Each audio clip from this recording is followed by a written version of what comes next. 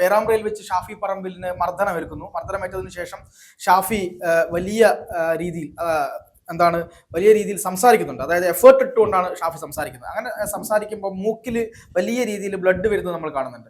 അന്ന് CPM-ന്റെ സൈബർ സഖാക്കൾ തീർത്ത് ആ രാത്രി മുഴുവൻ പറഞ്ഞുകൊണ്ടിരുന്നത് ഷാഫി പറമ്പിലിന് മർദ്ദനമേറ്റിട്ടില്ല, ഈ പറയുന്ന പോലെ തൂവാലയിൽ കളർ മുക്കി കൊണ്ടുപോയി വെച്ചതാണ് എന്നായിരുന്നു പറഞ്ഞത്. മർദ്ദനമേറ്റിട്ടില്ല എന്ന് പറഞ്ഞ് അവരുടെ പ്രചാരണം നടന്നുകൊണ്ടിരിക്കുക. പിറ്റേന്ന് ആദ്യമായിട്ട് എനിക്ക് തോന്നുന്നു മാതൃഭൂമി ന്യൂസ് ആണെന്ന് തോന്നുന്നു ആ ദൃശ്യം പുറത്തുവിട്ടത്. പിന്നീട് എല്ലാ മാധ്യമങ്ങളും ആ ദൃശ്യം പുറത്തുവിട്ടു. അതായത് ഷാഫിയുടെ മൂക്കിന് തലയ്ക്ക് 3 തവണ ഒരു പോലീസുകാരൻ അടിക്കുന്നുണ്ട്. ആ പോലീസുകാരന്റെ പേര് വിഷ്ണു എന്ന് പറയുന്ന പോലീസുകാരനാണ്.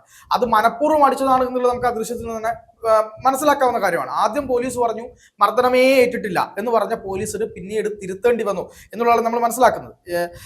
പോലീസ് ഒരുമാതിരി ഈ CPM-ന്റെ സഹസംഘടനാ ഭാരവാഹികളെ പോലെയൊക്കെ സംസാരിക്കുന്ന ഒരു രീതിയും കൂടെ നമ്മൾ ഇതിൽ കണ്ടിട്ടുണ്ട്. ഈ വിഷ്ണുവിനെ കുറിച്ച് പറയുമ്പോൾ വിഷ്ണു TP രാമകൃഷ്ണൻ ഒരുമിച്ച് നിൽക്കുന്ന ചിത്രം ഫേസ്ബുക്കിലൊക്കെ വരാൻ തുടങ്ങി. അതെ, തീർച്ചയായിട്ടും. അപ്പൊ എന്താണ് ഇതിന്റെ പുറകിലുള്ള കാര്യങ്ങൾ, ആരുടെ അടുത്ത ആളാണ് ഇദ്ദേഹം എന്നൊക്കെ വളരെ കൃത്യമായി മനസ്സിലാവുന്നതാണ്.